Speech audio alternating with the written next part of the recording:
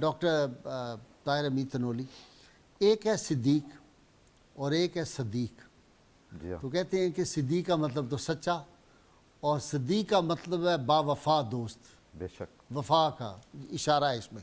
اور اسی لیے جبریل امین نے، جو ڈاکٹر صاحب نے بھی بات کی، ڈاکٹر اکرم نے، کہ رسول اللہ صلی اللہ علیہ وسلم جب پوچھا کہ میری پھر تصدیق کون کرے گا کہ ایک لمحے کے اندر گئے اور آئے اور سارے جنت کے نظارے دیکھے، آسمان دیکھے، تو انہوں نے کہا صدیق اکبر. جبریل امین نے عرض کیا صدیق اکبر آپ کی گواہی دیں گے، تصدیق کریں گے. اور پھر کیسی کیجیے، کمال نہیں کر دیا. جی آپ اس طرف آ جائیں ذرا، کہ آپ نے اس وقت جب اسلام پہ نازک موقع آیا تو کیسے سنبھالا دیا. جی غازی صاحب، بالکل جیسے ابھی آپ نے آپ کے اسم پاک کے والے سے بھی بتایا کہ سیدنا صدیق اکبر کا نام ہی یہ بتاتا ہے کہ آپ سراپا وفا اور سراپا قربانی اور آپ صلی اللہ علیہ وسلم کے لیے فدائیت کا پیکر تھے. ٹھیک غازی صاحب، جیسے ڈاکٹر صاحب نے بھی اس کی طرف اشارہ کیا، شروع سے جب ہم دیکھتے ہیں تو سیدنا صدیق اکبر کی جو والہیت ہے سرکار دو عالم صلی اللہ علیہ وسلم کے ساتھ، آپ دیکھیں جب آپ صلی اللہ علیہ وسلم حضرت ابو طالب کے ساتھ شام کے سفر پر تشریف لے گئے تو ہمیں تاریخ میں پتہ چلتا ہے کہ سیدنا صدیق اکبر نے حضرت بلال کو ساتھ بھیجا خدمت کے لیے. ٹھیک. اور ان کے جو آقا تھے ان کو اس کے لیے باقاعدہ پے کیا. ٹھیک. یعنی کہ تاکہ وہ آپ صلی اللہ علیہ وسلم کی راستے میں خدمت کریں. اچھا آپ دیکھیں جب بنو ہاشم پہ سخت وقت آیا اور بنو ہاشم منتقل ہو گئے شاہ ابی طالب میں، تو باوجود اس کے کہ آپ بنو ہاشم سے نہیں تھے، آپ شاہ ابی طالب میں آپ صلی اللہ علیہ وسلم کے ساتھ رہے. یعنی صدیق اکبر کی جو غم گساری ہے اور آپ صلی اللہ علیہ وسلم کی زندگی کے اندر اور آپ صلی اللہ علیہ وسلم کے ساتھ ہر مرحلے پہ ساتھ رہنا ہے.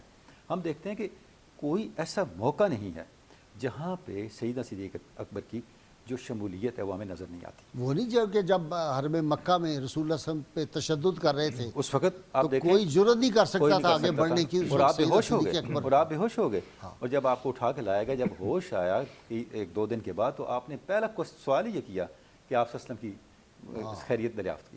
تو یہ جو آپ کا ایک تعلق تھا وہ آگے چل کر کے جس طرف آپ اشارہ کر رہے ہیں، جب آپ کے اوپر خلافت کی ذمہ داری آئی تو اس وقت اسلام کو جس ایک تائید کی ضرورت تھی، اسلام کو جن اقدامات کی ضرورت تھی، وہ صرف سیدنا صدیق اکبر ہی کر سکتے تھے. کون سے فتنے کون سے دیکھیں جیسے علامہ نے کہا کہ ہمت او کشت ملت راچو ابر ثانیے یارو ثانیے غارو بدرو قبر، کہ یہ آپ کا مقام ہے کہ آپ کی ہمت نے جو اسلام کی ابتدا کو طاقت عطا کر دی. ٹھیک. جب آپ فتنوں کو دیکھتے ہیں غازی صاحب تو فرام ویری فرسٹ آپ دیکھیں جب آپ نے خلافت کی ذمہ داری سنبھالی تو آپ نے مسلم سوسائٹی کو اور مسلم ریاست کو، جو پہلی ریاست تھی، اس کو افتراق سے بچا لیا.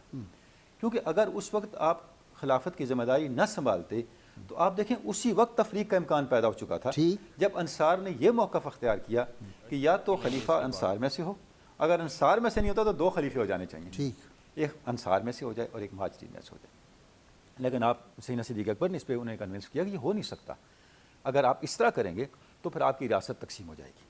اچھا اس کے بعد جو بڑے فتنے پیدا ہوئے، جیسے زکوٰۃ کا مسئلہ پیدا ہوا، زکوٰۃ کا جب انکار کیا گیا، اب اس موقع پہ سارے صحابہ اس حق میں تھے کہ اسلام کا ابتدائی زمانہ ہے، اس وقت ہمیں حکمت سے کام لینا چاہیے، اس میں سختی نہیں کرنی چاہیے.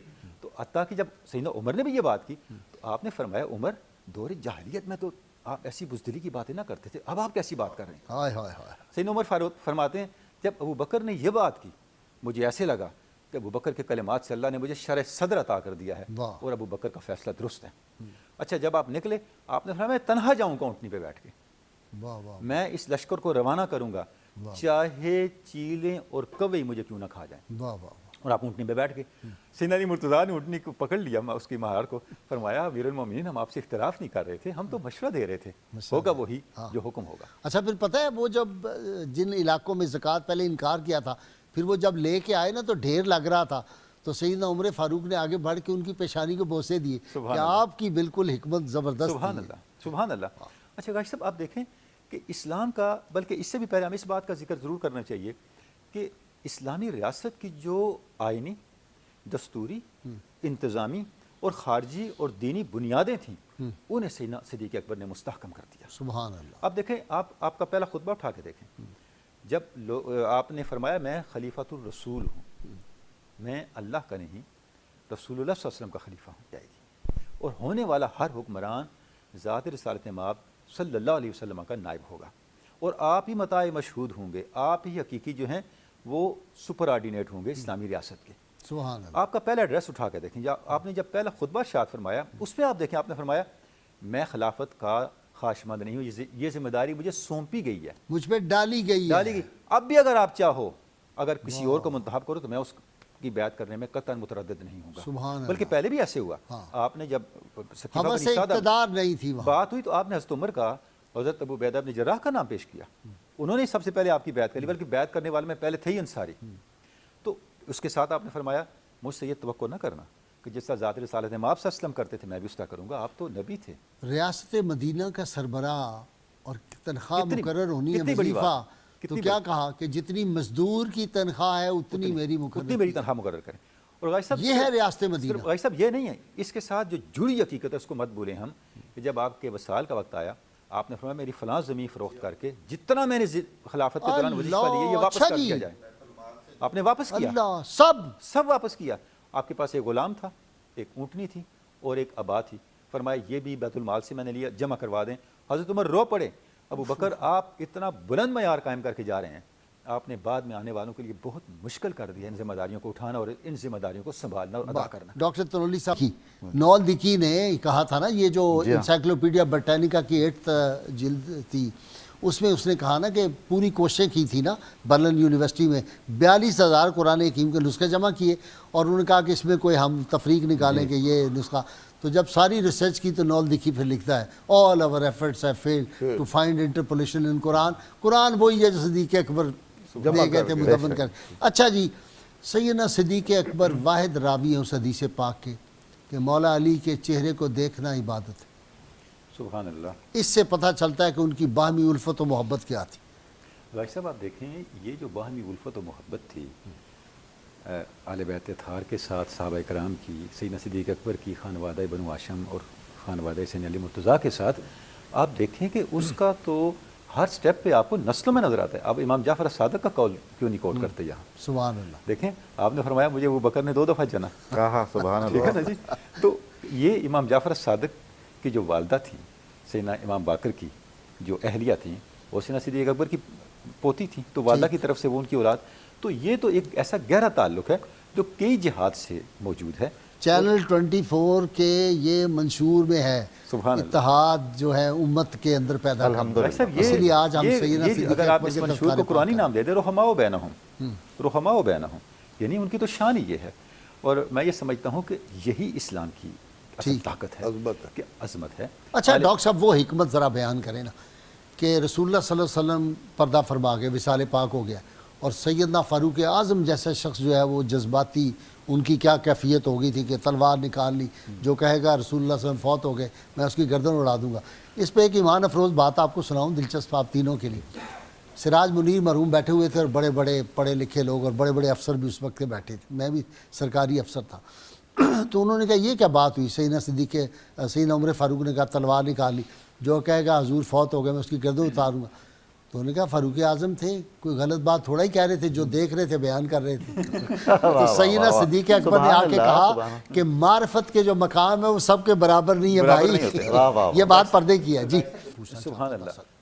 غازی صاحب یہ بھی اسی چیز کے ساتھ لنکڈ ہے، یعنی جو ایک تقویت تھی، جو استحکام تھا سیدنا صدیق اکبر کی شخصیت کے اندر، یہ درکار تھا اس وقت جب آپ صلی اللہ علیہ وسلم نے اس دنیا سے ظاہراً پردہ فرمایا۔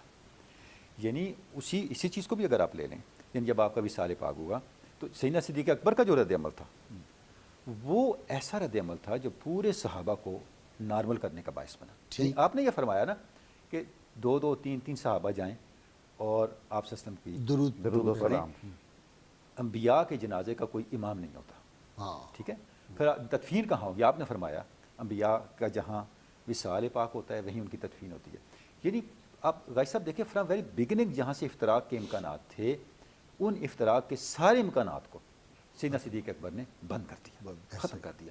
یہ آپ کی شخصیت اور کشمیر کا مسئلہ ہے، یہ یونائٹڈ نیشن کے ایجنڈے پہ سب سے قدیم ترین مسئلہ ہے، ٹھیک یہ عالمی ضمیر کے لیے ایک لمحہ فکریہ ہے۔ ٹھیک غازی صاحب کشمیر میں آپ دیکھیں ایک جیل بنا کے رکھ دی گئی ہے، یہ دنیا کی سب سے بڑی جیل ہے، 8 لاکھ فوج وہاں پہ موجود ہے جس کی پوری دنیا میں کوئی مثال نہیں ملتی۔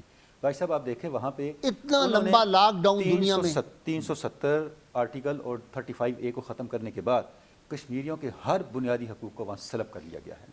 ان کو دعائیں میسر نہیں ہیں, ان کے بچے تعلیم سے محروم ہو رہے ہیں, قبرستان شہروں سے بڑے ہو گئے ہیں. اور غازی صاحب میں عرض کروں, کشمیر وہ قوم ہے کشمیری جنہوں نے یہ ثابت کیا ہے کہ مسلمان اپنی موت کو اپنی زندگی سے زیادہ عزیز رکھتا ہے جب وہ اللہ کی راہ میں دے رہا ہو. ان کا 75 سال کا سفر ہمارے لیے نہیں, پوری انسانیت اور امت مسلمہ کے لیے لمحہ فکریہ ہے. کرنا کیا ہے غازی صاحب, دیکھیں ہم نے عسکری محاذ پہ اگر نہیں ہو سکتا تو سفارتی محاذ پہ انسانی حقوق کے مسئلے کے طور پہ اس کو اٹھانا ہے, اور وہ تائید فراہم کرنی ہے کشمیریوں کو کہ دنیا کے ضمیر پر یہ بات منکشف ہو, ان پہ یہ واضح ہو کہ یہ وہ لوگ ہیں, آپ ان کو اگر بنیادی حقوق نہیں دیں گے تو اس دنیا میں انسانیت کا نام جو ہے مٹ جائے گا.